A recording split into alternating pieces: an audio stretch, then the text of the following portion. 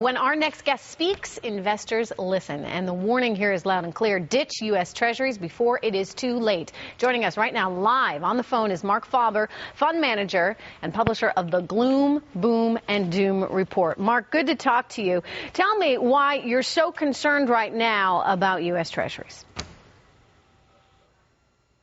Unfortunately, I have heard that we just lost Mr. Faber, so we're going to check back with him. In the meantime, we have now with us Peter Schiff, president of Euro Pacific Capital Incorporated, and CNBC's very own Sue Herrera. Good to see you guys. Peter, I'll throw the same question at you. You've got a few concerns out there about the, shall we say, health of the U.S. government and what that means for treasuries. Yeah, I'm sure I can speak for Marc as well. I've met him many times, and we agree on this. But, yeah, I mean, the bond market is the mother of all bubbles right now, and I think when it bursts, the losses will dwarf the combined losses of the stock market bubble and the real estate bubble. You know, the problem is there is no way for the government to pay this money back. The only way they could do that would be tax increases that are just horrendous and would never be accomplished, or the government's going to have to tell people on Social Security or Medicare that they're not going to get their checks because the government needs it to pay interest on the debt. And it's not only paying the interest. What I'm afraid is that when people realize that we can't pay this money back, we're not going to be able to roll over all this short-term debt. And so it's not just paying the interest. We're going to have to start retiring the principal. And that is just impossible. Well, so there's going to be massive inflation. What about this theory that we might inflate our way out of debt? But you don't inflate your way out. I mean, maybe from the purpose of the government, but the people who hold the bonds, right, they're getting their purchasing power inflated away. But Peter, that's where the losses will come. The Fed has just told us that they will continue to buy treasuries. They're going to try and fight deflation, and they will do that by continuing to buy treasuries. The individual investor took out $33 billion out of stock market mutual funds in the last 7 months or so. I know you're very familiar with that because they want the return of their money. They don't care whether they're even making any return on their money. They are so adverse to equities. I agree with you. The bond market trade is very crowded right now. But until the Fed signals that it's going to do a de facto tightening, or until the individual investor is willing to put themselves out on the risk curve, they don't have any place else to put their money other than in the mattress or in U.S. Treasuries. Well, there are a lot of places to put it around the world that are a lot safer than lending money to the U.S. government.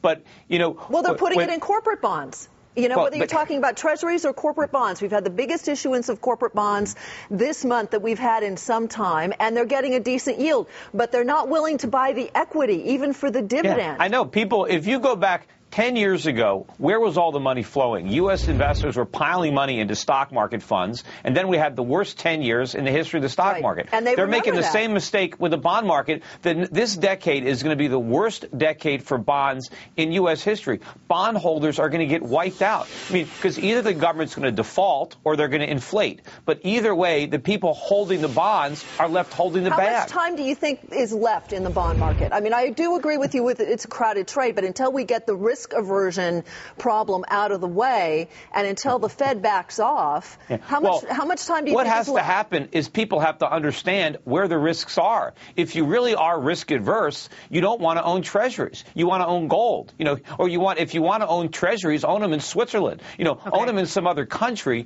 where the government is not as reckless as this government is. And it's a question of joining us via phone right now is Mr. Marc Faber, fund manager and publisher of the Gloom, Boom, and Doom report, I should say. Mr. Faber, good to have you with us. We've just been talking about this whole issue of U.S. Treasuries, whether or not there's a bubble. You say yes. Why?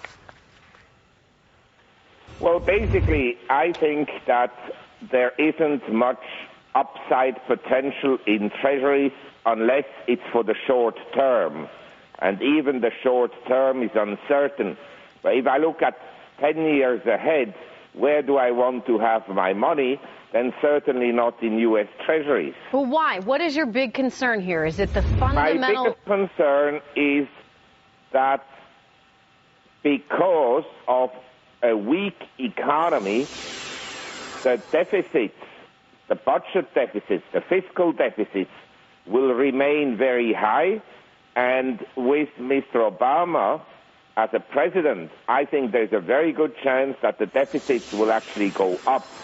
As a result of that, the government debt will expand and expand, and one day the interest payments on the government debt will become unbearable. You know, but Mark, a lot of people keep saying that. It's a scenario that we've heard certainly time and time again. And yet, when you look at the actual landscape out there, foreigners always seem to want to keep buying our debt. We've seen a little bit of slack off, though, lately with the Chinese. In 1999 and 2000, foreigners also wanted to buy the NASDAQ. And what happened after is a major collapse. I would not look at foreign buying as a very intelligent leading indicator. Moreover, if you tell me to buy U.S. government bonds, they have been rallying since 1981. In other words, we have a 19 years rally. I'm not particularly interested to invest in an asset class that has been in a bull market for 19 years. Then I'd rather buy an asset class, whatever it is, that has been in a bear market for 10 or 19 years. So what is the better place for an investor's dollar right now? Well, I think I would buy essentially farmland, and I think agricultural commodities will continue to be strong. And as the previous person said, I think that gold belongs in a portfolio. You know, I have with me my colleague Sue Herrera. We also have Peter Schiff. Peter, of course, agrees with you. He was just sort of outlining a similar argument. Sue is on the other side of this equation, so I'm going to let her voice what she was saying earlier. Well, basically, gentlemen, I think one of the issues that we have is it depends on which investor we're talking about, the individual investor or the institutional investor. And I agree with Peter and I agree with Mark to a certain extent that the Treasury trade has gone a long way. But if you look at the risk aversion for the individual investor, they still remember the lost decade for stocks. They still remember the NASDAQ bubble. And even though there is a crowd in the Treasury market, they still want the return of their principal rather than the return on their principal. There's no question that people are making a mistake here. You know, they're jumping out of the frying pan into the fire. Americans are saving more money now, and we need that. We need extra savings. But unfortunately, the savings are being loaned to the government and not the private sector. You see, the government is not expanding the economy with this money. They're not investing in productive capacity, so the tax base isn't expanding. But they're actually making the economy weaker, and so we can't pay the money back. How long do you think we have until, if indeed the Treasury market is in a bubble, until it bursts, with the Fed just recently saying we will continue to buy Treasury securities? If I could answer that question, I'd be on my yacht in the Caribbean. Hang on one second. We just want Mark to respond to what Sue was saying earlier and sort of the time horizon that we may have here. My view is that the Treasury market bottomed out on September 21st, 1981, when yields went over 15.84% on the 10 years.